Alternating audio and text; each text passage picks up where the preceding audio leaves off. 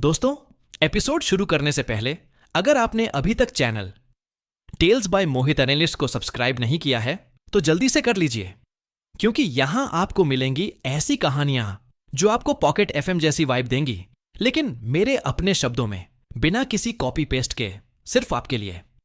तो चलिए अब कहानी शुरू करते हैं। शहर से दूर एक पुराने कस्बे की सुनसान सड़कों पर आज रात कुछ अजीब सा था।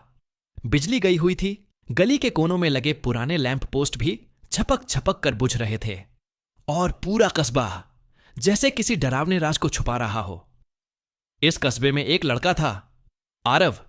उम्र सिर्फ 22 साल, लेकिन आंखों में हमेशा बेचैनी और सवाल।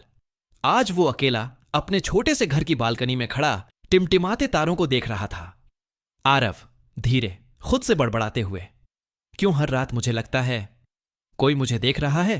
ये एहसास, ये डर सच है या मेरा वहम? आरव के घर के पीछे घना जंगल था। कस्बे के लोग कहते थे वहां कोई नहीं जाता, क्योंकि जो गया वो लौटा नहीं। पर आज आरव के कानों में अचानक एक अजीब सी आवाज गूंजी। आह रे वह! आरव चकित होकर, कौन है वहां? सामने आओ। उसकी धड़कनें तेज हो गईं।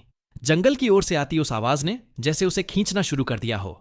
बिना सोचे आरव टॉर्च उठाकर उस ओर चल पड़ा। जंगल के बीचों बीच उसे एक टूटा फूटा खंडहर मिला। दीवारों पर अजीब से निशान बने हुए थे, और बीचों बीच जमीन पर एक पुरानी डायरी रखी थी, जिसके पन्ने खुद ब खुद हिल रहे थे, जैसे कोई अदृश्य ताकत उसमें से फुसफुसा रही हो। आरव हकलाते हुए, ये डायरी यहां कैसे? उसने कांपते हाथों से डायरी खोली, और पहला पन्ना पढ़ते ही उसके चेहरे से खून सूख गया।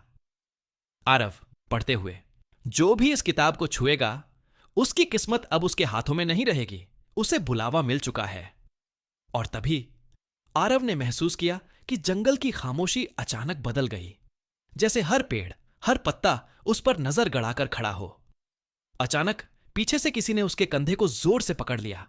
आरव पलटा, लेकिन वहां कोई नहीं था, बस ठंडी हवा का झोंका और जमीन पर गिरते सूखे पत्ते।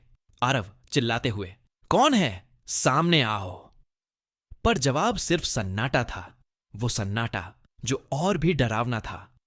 तभी अंधेरे से एक बूढ़ा आदमी बाहर आया, सफेद दाढ़ी, फटे पुराने कपड़े, और उसकी आंखों में एक डर जो शब्दों से बड़ा था। बूढ़ा करारी आवाज में, तूने डायरी छू ली? पागल लड़के, अब तूने अपनी मौत को बुला लिया है। आरव हैरान होकर, आप कौन हैं और ये डायरी क्या है? बूढ़ा धीमे स्वर में, ये कोई साधारण किताब नहीं, ये उस ताकत का दरवाजा है जिसका नाम लेने भर से लोग कांपते हैं। अब चाहे तू चाहे या ना चाहे, वो तुझे ढूंढ लेगी। आरव का दिल जोर जोर से धड़क रहा था। उसने बूढ़े की ओर देखा और पूछा, कौन ढूंढ लेगा मुझे? बूढ़ा धीरे से उसके कान में फुसफुसाया, और उसका जवाब सुनते ही आरव के पैरों तले जमीन खिसक गई। वो नाम जो इस कहानी की असली शुरुआत है। दोस्तों, ये तो बस शुरुआत थी। अगले एपिसोड में जानेंगे आखिर वो कौन सी ताकत है जिसने आरव की जिंदगी को मौत के खेल में धकेल दिया। अगर आप जानना चाहते हैं आगे क्या होगा, तो अभी चैनल को सब्सक्राइब करें और कमेंट में बताएं कि आरव का सबसे बड़ा डर क्या हो सकता है। मिलते हैं अगले एपिसोड में।